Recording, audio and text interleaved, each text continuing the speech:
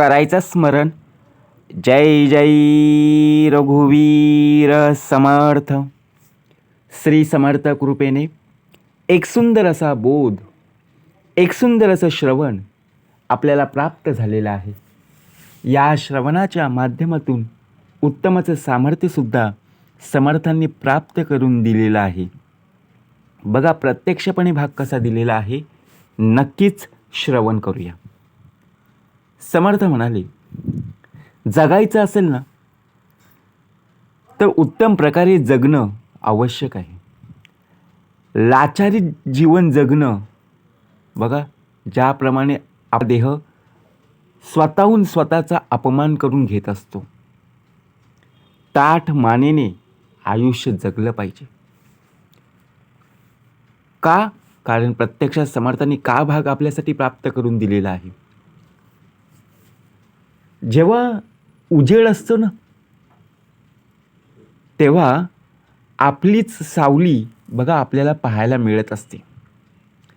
परंतु अंधार झाला तर स्वतःच्या सावल्यासुद्धा साथ सोडत असतात. जेव्हा आपण सूर्यप्रकाशात उभे राहतो किंवा एखादी लाईट असेल, त्या लाईटीच्या इथे बघा उभे राहिलो तर आपली सावली आपल्याला पाहायला मिळते की नाही. आपण जीवन उत्तमच जगतोय, परंतु आयुष्याच्या वाटेवर एकटं चालण्याची हिंमत ही आपल्यालाच ठेवावी लागणार आहे. कारण आयुष्यात जेव्हा आपण जन्माला आलो ना या पृथ्वी तलावर, तेव्हा एकटेच जन्माला आलो ना. मग लाचार होऊन जीवन का म्हणून जगायचं?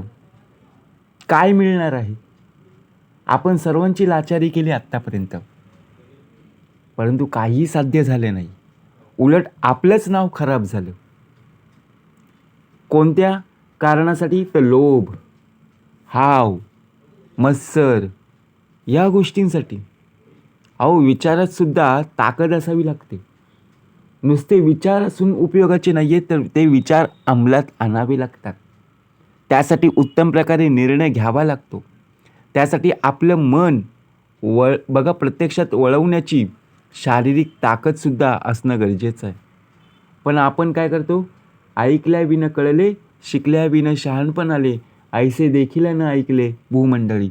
आपल्याला जेवढं ऐकायला येतं तेवढं आपण ऐकतो आणि या कारणाने ऐकतो आणि त्या कारणाने सोडून देतो. मग समर्थ म्हणाले, आपली परिस्थिती कशी होते? नळी पुंकली सोनारे, इकडून तिकडून गेले वारे. समर्थ म्हणाले, आपण एखाद्या ठिकाणी कार्य करत असतो ना, ते कार्य करत असताना आपण लाचार होऊन कार्य करत असतो. मला कोणती तरी गोष्ट हवी आहे, त्यासाठी बघा आपण जीवाची आटापिटा करत असतो. त्यासाठी आपण कुठल्याही थराला जातो. अहो, जी कष्टाची भाकर आहे ना, त्यामध्ये समाधानी असणं आवश्यक आहे. समर्थ म्हणाले, का आपण लाचार होऊन जीवन जगायचं? अहो, प्रत्येक वेळेला विश्वास ही गोष्ट आहे की नाही? आहेच ना. मग विश्वास बघा प्रत्येक वेळी जपला पाहिजे. विश्वासाची निर्मिती ही जबरदस्तीने करता येत नसते. एखादी व्यक्ती जेव्हा आपल्यावर बघा विश्वास ठेवत असते, तेव्हा दिलेली बघा जे कार्य आहे, जी जबाबदारी आहे, ती प्रत्यक्षपणे आपल्याला पार पाडता आली पाहिजे. त्यासाठी आपल्याला उत्तम प्रकारे कार्य करणं गरजेचं आहे. परंतु आपला देह हा लोभामध्ये अडकलेला आहे. मला 2 पैसे मिळतील, मला बघा कोणाला प्रत्यक्षपणे न दिसता मला या व्यक्तीकडून 4 पैसे मिळतील, अशा प्रकारे कार्य करणं गरजेचंच नाही आहे. समर्थ म्हणाले, ठेविले अनंत तैसेची राहावे, चित्ती असू द्यावे समाधान. आहे ना, अर्धी भाकरी आहे ना, समाधानी असणं गरजेचं आहे. परंतु लाचार, समर्थ म्हणाले, अजिबात नसावं. आपण काय विचार करतो? प्रत्यक्ष आणि अप्रत्यक्ष. समर्थ म्हणाले, सकारात्मक आणि नकारात्मक या 2 गोष्टी आपण समजल्या गेल्या पाहिजेत. या जेव्हा तुम्हाला समजतील तेव्हा तुमचे विचार तुम्हाला नक्कीच कळतील. म्हणून एखाद्या वेळी स्वाभिमानाने स्वीकारलेला एकटेपणा हा लाचारीच्या सहवासापेक्षा कधीच योग्य असतो. बघा, कधीही योग्य असतो. म्हणजे काय, आपण ज्या वेळी एखादं कार्य करत असताना आपले मित्रपरिवारसुद्धा असतात. मित्रांची आपण मदत घेत असतो आणि ते कार्य आपण उत्तम प्रकारे पार पाडत असतो. परंतु तिथे आपण अभिमान बाळगत नाही. अभिमान तेव्हाच बाळगतो जेव्हा आपल्यामध्ये मीपणा येतो, अहंकार येतो. त्या गोष्टी बाजूला सारल्या पाहिजेत. खरंच ताठ मानेने जगलं पाहिजे, परंतु मीपणा नव्हे. दुःख जरी वाटेला आलं ना, तरी बघा दुःख बाजूला सरेल, आपलं मनसुद्धा हलकं होईल. परंतु लाचारीगिरी जर आपण आपल्या आयुष्यात करत असू, तर आता तुला आनंद होईल, परंतु पुढे पुढे वर्णसंकर होणार आहे. सुख आलं म्हणजे दुःख नक्कीच आहे. कारण बघा, प्रत्येकजण मोठा होत असतो.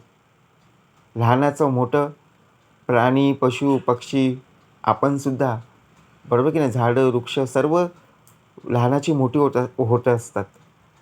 परंतु मनुष्य देहाला शिकवण असून सुद्धा जो आपल्या सोबतच्या माणसाला छोटा समजतो. विचार कर. तो वयाने लहान असेल, पण कर्तृत्वाने तो पुढे आहे, कार्याने तो पुढे आहे. कारण त्या बघा व्यक्तीला प्रत्यक्षात जर पाहायला गेलं तर अनुभव आहे. म्हणून समर्थ म्हणाले, अनुभवासी ये प्रत्यक्षात. मनुष्य देह आवडणं न आवडणं हे आपणच ठरवत असतो. बरोबर की नाही. कारण त्याचा स्वभाव जर आपल्याला आवडला तर मनुष्य देह आवडला. जर स्वभाव जर आवडला नाही तर मनुष्य देहाशी आपण बघा, त्या व्यक्तीशी आपण बोलण्याचं टाळत असतो. समर्थ म्हणाले, आपण कोणत्या व्यक्तीशी सोबत असणं गरजेचं आहे. ज्या वेळेला परमेश्वरसुद्धा बघा प्रत्येक वेळेला आपली परीक्षा घेत असतो. परंतु ज्यावेळी आपण परीक्षेला सामोरं जातो, त्यावेळेला आपला देह सक्षम असणं गरजेचं आहे. कारण परमेश्वरसुद्धा ठणठणीतपणे जाब विचार न करता स्वतःचं नाणं हे खणखणीत आहे का हे पाहत असतो. हा देह कोणाचा आहे? परमेश्वराचा आहे. मग आपले कर्तृत्व, आपले कार्य कसे असले पाहिजेत? तर चांगले कर्म असले पाहिजेत. जर तुम्ही चांगले कर्म करत असाल तर तुम्हाला चांगले फळ नक्कीच मिळेल, म्हणजे नाणं खणखणीत आहे. जर तुम्ही वाईट मार्गाला जात असाल आणि वरून कितीही बघा, हे सर्व मी केलं, माझ्यामुळे झालं आहे, हे जर तू करत असशील तर तुझा अभिमान तुला प्रत्यक्षपणे बघा नडतोय. म्हणजे काय, विचार जर केला, वरी वरी वैभवाचे आणि अंतरी पोतडे नरकाचे. म्हणून समर्थ म्हणाले, ज्यावेळी तुझा देह ताठमानेने जगेल त्यावेळी समजून जा, ओळख वेगळी आणि ओळखणं वेगळं. आपली ओळख कशी आहे?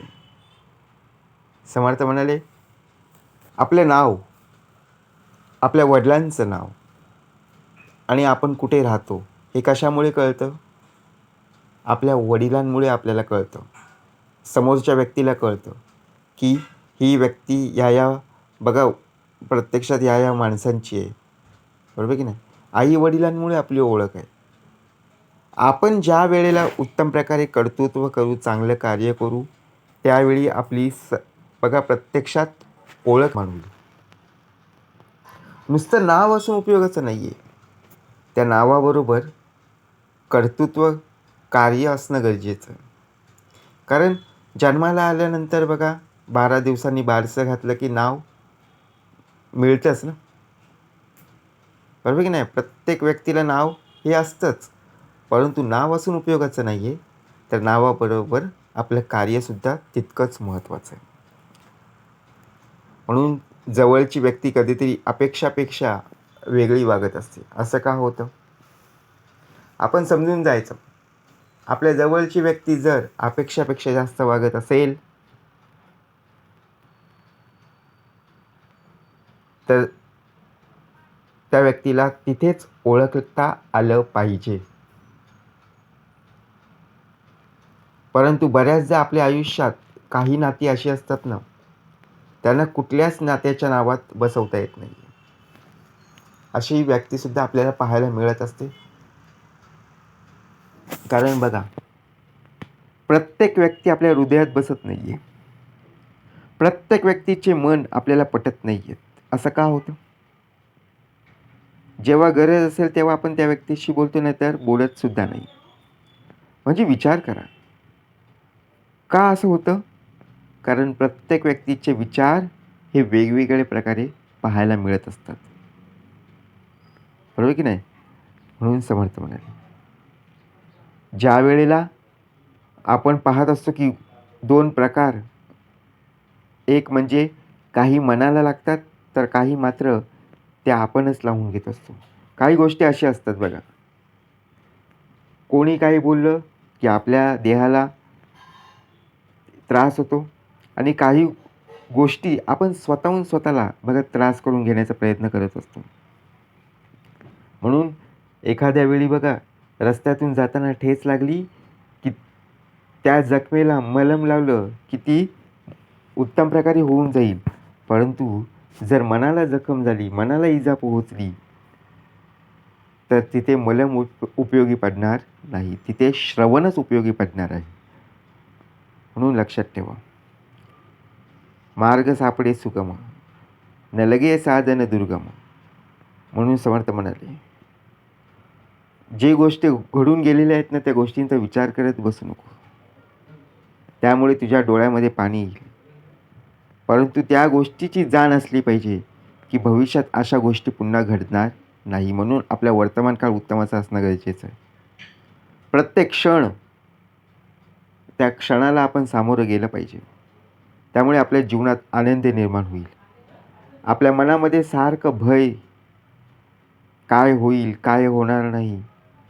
परंतु प्रत्येक क्षणाला आपण हसून बघा, एखाद्या कार्याला असू दे किंवा एखाद्या बघा कार्यक्रमाला असू दे, तिथं सामोरं गेलं पाहिजे. तो खरा जीवनाचा आनंद आपल्याला लुटता आला पाहिजे. जीवन जगत असताना संगत खूप महत्त्वाची असते आणि तीसुद्धा चांगली.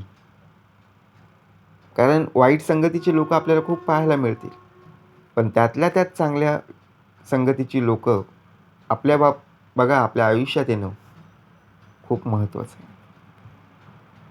कारण आयुष्यात सुखी राहण्यासाठी आपण काय पाहतो? आलिशान बंगला, गाडी, सर्व सुखसोयी याची काही गरज नाही, समर्थ म्हणाले. फक्त आयुष्यात आपुलकी आणि प्रेम असणं गरजेचं आहे. घेऊन जाणार आहोत. म्हणून समर्थ म्हणाले, ताठ मानेने जगता आलं पाहिजे. अपमान आपण स्वतःहून कोणाचा करायचा नाही आहे आणि आपण स्वतःहून स्वतःचा सुद्धा करता येणार नाही. या बाबतीत आपण सक्षम राहिलं पाहिजे. स्वाभिमान जिवंत व्हायला फक्त छोट्याशा अपमानाची गरज आहे.